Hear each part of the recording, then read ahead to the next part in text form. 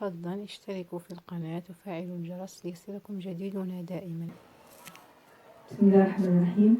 الحمد لله والصلاة والسلام على سيدنا وحبيبنا ومولانا محمد وعلى آله وصحبه ومن والاه. إن شاء الله في هذه الفقرة سنتحدث عن محطة هامة من محطات الحج، وهي منى. منى تتميز بأنها منطقة بعيدة عن مكة، منطقة يبيت فيها الحاج بعيدا عن الفنادق، عبارة عن مخيمات يفترش فيها الأرض. ما يهمنا في هذا الصدد هو الحديث عن كيفية التصعيد إلى منى. بمعنى اللي كيهمنا هنا هو كيفاش يتم تصعيد الحجاج ونقله إلى الميلان. أول شيء ينبغي على جميع الحجاج هو تنسيق بينهم وبين المؤطرين المرافقين لهم وأعضاء البعثة، لأنهم هم من سيخبرهم بالخطوات التنظيمية لإجراء هذه العملية.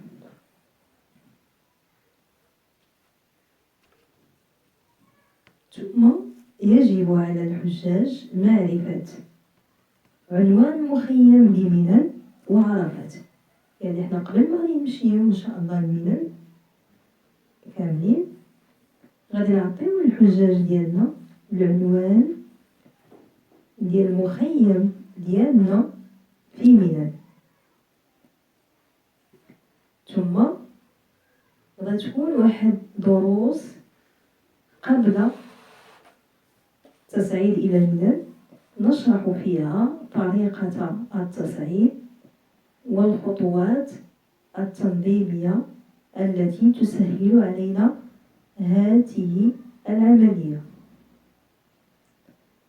مسألة أخرى ينبغي أن أشير إليها هي مسألة تحميل التطبيقات التي من خلالها نستطيع معرفة العنوان عبر الهاتف، التطبيقات التي تحدد لنا المكان الذي نريد أن نتوجه إليه. وأمر آخر من الضرورة بمكان، وهو ينبغي على الحاج أن يلزم غرفته ولا يخرج منها حتى يتم إعلامه بذلك. علاش؟ كما هو معروف أن الحاج نقول له سنذهب عبر الحافلات إلى منى بعد صلاة العشاء على الساعة 12 تقريبا مثلا، ونؤكد عليه بضرورة التزامه أو لزومه غرفته حتى نعلمه بذلك، لكنه يستوطن البهو العمارة، ومنهم من يخرج إلى الشارع في انتظار الحافلات فيهلك نفسه ويتعبها فيما لا ينبغي إتعابها فيه، في حين السهل ليه والميسر ليه أنه يلزم الغرفة ديالو. ملي غادي يجيو الحافلات الناس ديال البعثة والمرافقين للحجاج غادي يطلعوا، غادي يطرقوا عليهم الأبواب وغادي يقولوا لهم راه الحافلات جاو ونزلوا. والحافلات ملي كيجيو راه غادي يمشيو الطابق الأول فالأول. في التنقل من مكة إلى منى كيتحتم علينا أن بعض الحجاج كيمشيو وبعض آخر كينتظر ريثما تعود الحافلة من جديد. هذا هو نظام الربطي. بمعنى مثلا الحافلة الفندق الذي نسكن فيه وخصص له 3 حافلات. جاو هاد الحافلات 3 جاو طبعا غادي يحملوا من عدد من الحجاج الذي يكفيهم، ثم تنطلق الحافلة إلى ميلان وترجع لتحمل عددا آخر من الحجاج، وهكذا إلى أن يتم نقل جميع الحجاج إلى ميلان. قد تستغرق هذه العملية من صلاة عشاء يوم 7 من ذي الحجة إلى ما بعد صلاة الظهر أو حتى إلى العصر من يوم 8 ذي الحجة. هذا يشير إلى أن العملية تكون جد صعبة وجد معقدة وتتطلب تنظيما وصبرا على أقصى حدوده. لا يفوتني في هذه النقطة أن أشير إلى مسألتين مهمتين: مسألة حافلات في مكة يوم 7 ذي الحجة، نظرا لأن مكة تكون في حالة طوارئ، الجميع متأهب للذهاب إلى ميلان بدون استثناء، والعمل على قدم وساق في كل أرجاء مكة وفي شوارعها. بالتالي يصبح من الصعب وصول الحافلات إلى باب الفنادق، مما يستدعي وقوفها بعيدا عن الفندق، ويتم التواصل مع سائق الحافلة والمؤطرين بالفندق فيصف لهم المكان الذي تتوقف فيه الحافلة، فيذهبون مع الحجاج إلى مكان الحافلة. خلاصة، نظرا لضيق المكان في مكة في ذاك الوقت كي توجب الحافلات يوقفوا بعيد على الفندق، وكيتطلب منا هذا الأمر أننا نعرفوا الحافلات الموقفات ونمشيو لها على أقدامنا مع الحجاج إلى أن نصل إليها. ونفس الأمر اللي تنقول على عدم تمكن الحافلة من الوقوف أمام الفندق، كذلك عندما ملي كيوصل سائق الحافلة إلى ميلان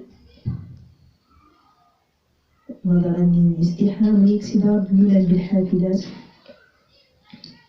فإنه يقف خارج مخيم ميلان أو في بداية مدخل ميلان، وهذا آنذاك ينزل الحجاج. هذا علاش منذ البداية قلت يجب علينا أن نعرف عنوان مخيمنا، لأننا غادي ننزلو قبل ما نوصلو الباب ديال المخيم ديالنا خصنا نكونو عارفين العنوان ونعرفو الرقم ديال المكتب ديالنا باش نمشيو على رجلينا الباب ديال المخيم وندخلو. النقطة الثانية هي أن المسافة بين ميلان ومكة لا تتعدى 7 كيلومترات، يعني ما كتفوتش 7 كيلومتر، ولكن المسافة لا تتناسب مع مدة الرحلة. هذه المسافة ديال 7 كيلومتر كنقطعوها تقريبا ب6 ديال الساعات بواسطة الحافلة، كنقطعوها تقريبا ب6 ديال الساعات. ودابا تخيلوا مسافة قصيرة بوقت طويل، غادي نبقاو في الحافلة هذه المدة طويلة.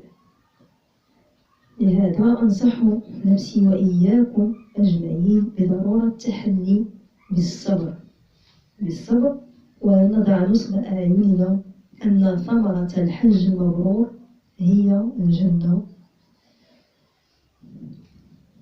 ملي كنوصلو للمخيم، مخيم عبارة عن خيام بيضاء ولكنه مقسم وموزع حسب الأقاليم والعمالات.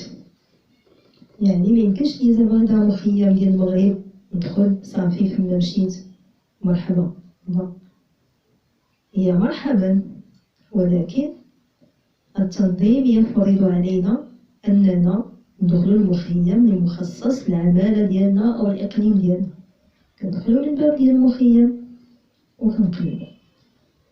مثلا معاملة ومقاطعة السباحي المحمدي تخصص خيمة للنساء في مقابلها خيمة للرجال. مخيم للنساء، خيمة للنساء وخيمة للرجال. مكة يوم التصعيد إلى منى، يعني يوم السابع من ذي الحجة بعد العشاء، مكة كلها بحجاجها جميعا تحاول التصعيد إلى منى في نفس الوقت.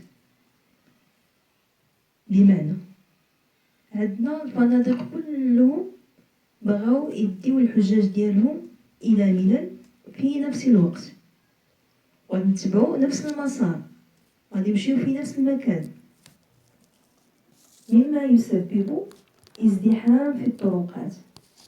وما يمكنش نهائيا أن كل فندق يكون عنده عدد الحافلات بعدد الحجاج، لأن مكة لن تتسع لهذا الأمر، بالإضافة إلى أن الطرقات ستزيد ازدحاما. هذا علاش أن تصعيد منى يوم التروية يوم السابع للحجة ليلة الثامن كيكون عن طريق نظام الردين. هذا نظام الردين شنو هو أن كل فندق يخصص له عدد من الحافلات، 3 4 مثلا. هذا العدد من الحافلات كيجي أمام باب الفندق، وممكن ما يوصلش لباب الفندق لأن الازدحام يكون كثيفا. ممكن يوقف بعيد عن الفندق ويعيطوا الناس ديال الحافلة، يقولوا لنا حنا كمرافقين من الحجاج راه الفندق الحافلة واقفة في المكان الفلاني، جيبوا الحجاج ديالكم عندها، وخاصنا نمشيو حنا حتى المكان اللي فيه الحافلة باش نركبوا باش يقدروا يمشيو. يعني ماشي بالضرورة أن الحافلة تقدر توصل حتى للباب ديال الفندق. خيام مقسم حسب العمالة والأقاليم. كل حاج يلتزم بالسكن في المكان المخصص له، يعني مع إقليمه، مع حجاج إقليمه وعمالته ومنطقته، مع ضرورة الفصل طبعا بين الرجال والنساء. مخيم منى مزود بأفرشة، كل حاج له فراش خاص به ينام عليه ليلة مكوثه بمنى. هذا الفراش المخصص له يمنع عليه منعا كليا إخراجه إلى خارج المخيم أو افتراش الطرق بواسطته. ما يميز منى هو ضيق مساحتها. ضيق المساحة، كل حاج يخصص له تقريبا بين متر مربع. علاش مخيم منى ضيق؟ كيف ما أشرت سابقا، هو أن كل الحجاج العالم عندهم واحد النسبة ديال الحجاج غادي يسكنوا في منى، وتقريبا 25% من الحجاج يسكنوا خارج منى بجوار مزدلفة. وحنا كحجاج المغرب نتفادى إسكان الحجاج ديالنا خارج مخيم منى بجوار مزدلفة، يسكن الجميع في تلك البقعة الضيقة، وهذا يستدعي أن يكون ازدحام شديدا. لهذا أوصي دائما بضرورة التحلي بخلق الصبر.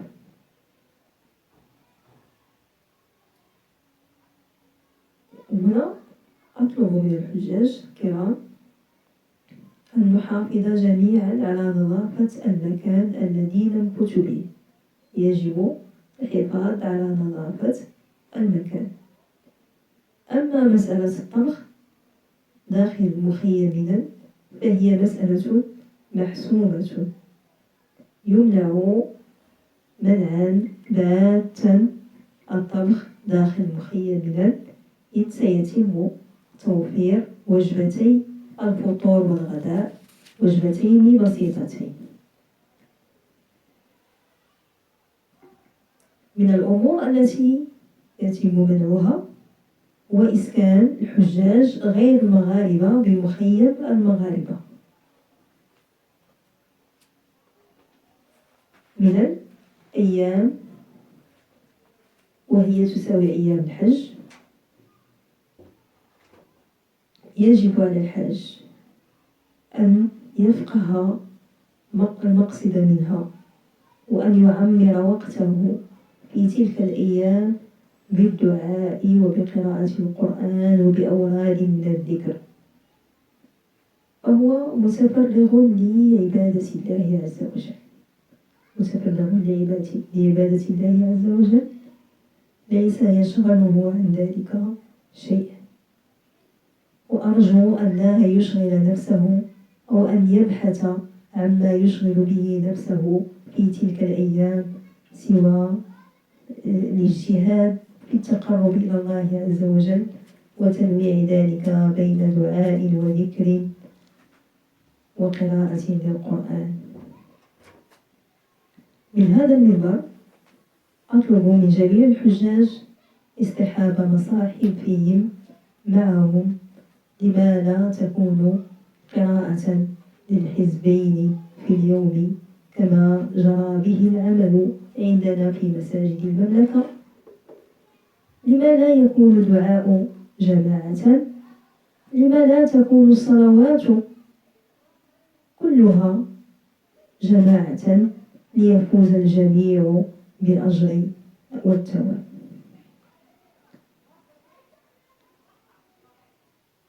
اليوم 8 من ذي الحجة، الجميع استقر في مكانه في منى، وبعد صلاة العشاء من يوم 8 من ذي الحجة يبدأ التصعيد إلى عرفات، وتستمر هذه العملية إلى أن يتم تصعيد آخر الحجاج. والمسافة الفاصلة بين منى وعرفات تصل تقريبا إلى 12 كيلومتر، 12 كيلومتر تفصل بين منى وعرفات. التوجيه الأول الذي يمكنني توجيهه للحجاج هو ضرورة التنسيق بينهم وبين المؤطرين الذين يرافقونه وأعضاء البعثة، وملازمة أعضاء البعثة وملازمة المجموعة إلى أن يصل الجميع إلى المخيم بعرفات. وما قلته عن ضرورة البقاء الحاج في غرفته قبل الذهاب إلى منى قبل وصول الحافلات أقوله الآن في انتظار حافلات للذهاب إلى عرفات. ينبغي على الجميع المكوث بخيامهم وأخذ قسط من الراحة قبل الذهاب إلى عرفات.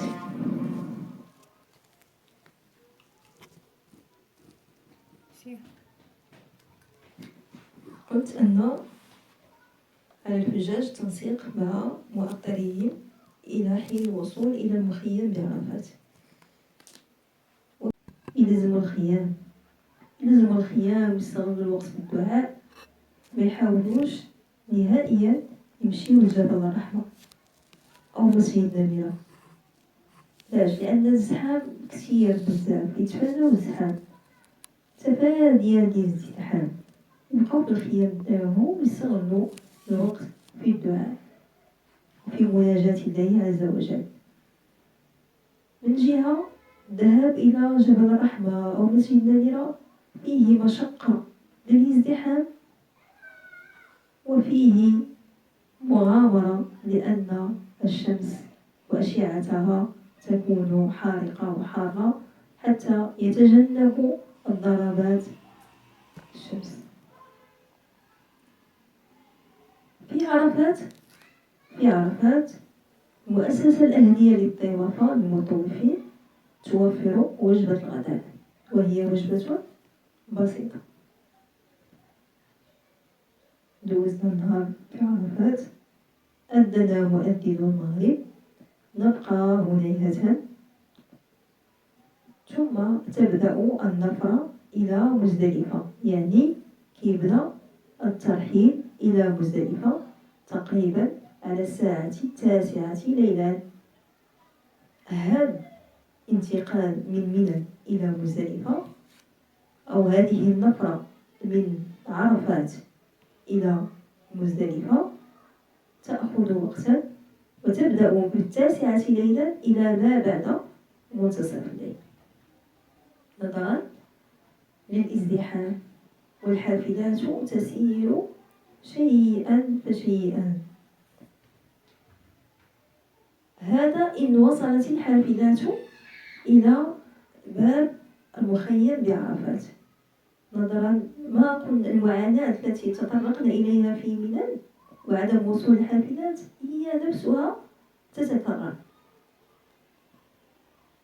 والمسافة الفاصلة بين عرفات ومزدلفة لا تتعدى 9 كيلومترات، تقريبا 9 كيلومترات من عرفة إلى مزدلفة، وتستغرق أكثر من 7 ساعات عبر الحافلة. يعني من منى لمزدلفة إذا مشينا بالحافلة عندنا 6 ساعات فما فوق، لأن الاكتظاظ والازدحام، حافلة خلف حافلة، واحد المشقة.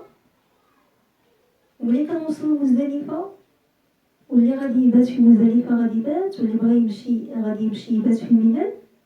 مسافة ما بين مزدلفة ومنى تستغرق أكثر من 4 ساعات. يعني نديرو 6 سوايع ما بين عرفة ومزدلفة. جلسنا في مزدلفة، حطينا الرحال، صلينا الضوء المغرب والعشاء جمع تأخير، جمعنا الحصيات، غادي نتحركو لمنى، نزيدو على واحد 4 ساعات فما فوق بالحافلة. لهذا يمكنني أن أفتح قوسين وأقول: من استطاع المشي من عرفات إلى مزدلفة ومن مزدلفة إلى منى يستحسن ذهابه مشيا. يستحسن ويفضل أولا تفادي الازدحام عبر الحافلات وضيق التنفس في الحافلة. ثانيا أن الأجواء من عرفات إلى مزدلفة مشيا تختلف كل الاختلاف عن أجوائها في الحافلة. يكفي أنني أسير وأمة النبي صلى الله عليه وسلم جمعاء على صعيد واحد، على قلب واحد، الكل يلبي، الكل ينادي ربه بلغات مختلفة ولكن بقلب واحد. وصلنا المزدلفة، حطينا الرحال، صلينا العشاء، المغرب والعشاء جمع تأخير، جمعنا الحصيات. من أراد أن يبيت بات، ومن له العذر في الذهاب إلى منى ذهب إلى منى. مشينا منى ربينا الغد يوم 10 جمرة العقبة، يوم 11، يوم 12 نحن متعجلون نريد أن نذهب إلى مكة. دابا نتكلم على الترحيل من منى إلى مكة يوم 12. يوم 12 الحافلات لا تصل إلى منى، الحافلات لا تصل إلى منى، تقف بعيدا في منى عن مدخل منى، ونحن نذهب إلى الحافلات. هذا بالنسبة للمتعجلين. المتعجلين لا ينتظرون دخول الحافلات إلى منى. بينما في اليوم 13 للمتأخرين يمكن للحافلات أن تدخل أو يصرح لها بالدخول إلى منى، والمسافة كما قلنا سابقا تقريبا 7 كيلومترات. غير أن في الحالتين معا الحافلات لا تصل إلى الفنادق، بمعنى أن الحافلات كيهزو الحجاج من منى سواء خارج منى أو في منى، وكتوصلهم لمكة، كتحطهم حدا الحرم، ما كتوصلهمش للفندق، كتكون نقطة الوصول بالنسبة للحافلات هي الحرم. والمسافة قد تستغرق أكثر من 6 ساعات، مع أن المدة تفوق 6 ساعات، مع أن المسافة كما أشرت سابقا تقريبا 7 كيلومتر. لهذا أوصي وأنصح من له الاستعداد وله القدرة على الذهاب مشيا من منى إلى مكة يبادر وليذهب مشيا، خير له من أن يستقل الحافلات. تقريبا انتهينا، انتهت المناسك وانتهت أيامها. الآن سنتطرق إلى مسألة ترحيل الحجاج إلى المغرب. ترحيل الحجاج إلى المغرب يتم تقريبا بنفس الطريقة التي تمت أثناء ترحيل الحجاج من المدينة إلى مكة. أولا يتم الإعلان عن ساعة الانطلاق، ويتم الإعلان عن ساعة إنزال أمتعة إلى بوابة العمارة من أجل نقل الأمتعة عبر الشاحنة إلى مطار جدة. ثم يتم الإعلان عن ساعة نزول الحجاج إلى بوابة العمارة،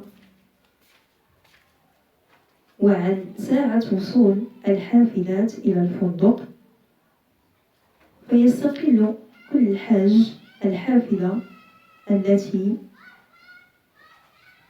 فيها اسمه مع عائلته، ويتم التوجه من مكة إلى جدة. هذا المسار من مكة إلى مطار جدة يستغرق أكثر من 4 ساعات، والمسافة لا تتعدى 90 كيلومتر نظرا للازدحام في شعاب مكة ودروبها. هذا بالنسبة للحجاج الذين سيترحلون إلى المغرب. وإن كان الحجاج متأخرون وسيتم ترحيلهم إلى المدينة بنفس الخطوات، إعلانين، الأول خاص بالأمتعة والثاني خاص بوصول الحافلات، وتستغرق المسافة بين المدينة ومكة 10 ساعات، والمسافة بين المدينة وجدة 10 ساعات. في مطار جدة يجب إعطاء الأسبقية للمسنين وذوي الاحتياجات الخاصة وللنساء. ما قلناه سابقا عن الإجراءات في المطار من تسجيل أمتعة وملء بطاقة الأمن وعدم حمل الأجهزة أو الأدوات المعدنية، لأنه سيتم تجريد الحاج منها عبر عبوره عبر جهاز سكانر.